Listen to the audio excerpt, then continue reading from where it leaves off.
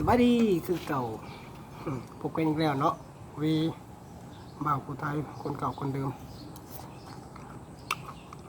จะลองวันศาสตร์กันนิดหนึ่งเนาะ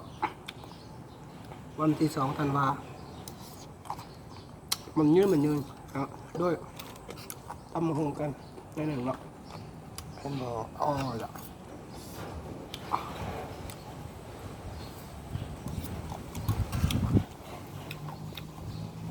มีความแซ่บต้องเข้าใจว่ากินคนเดียว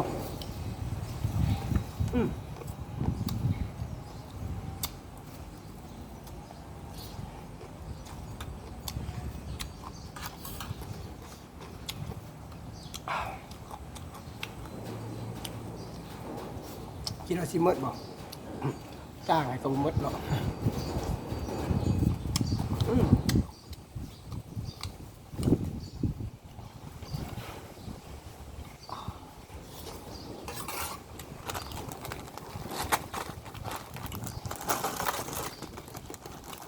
กล้วยทอดจ้า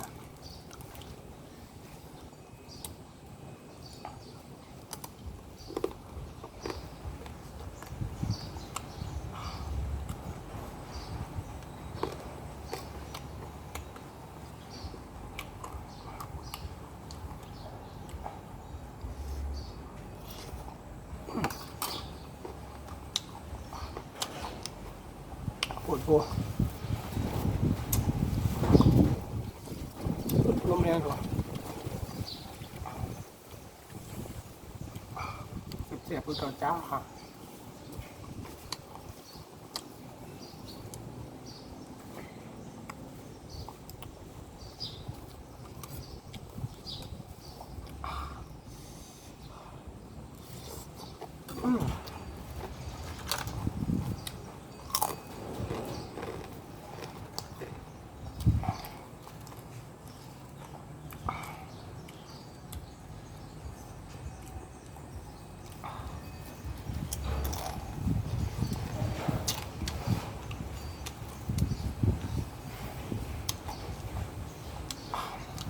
หมดแล้วสงสัยพี่บุ๋มหมดแน่นอน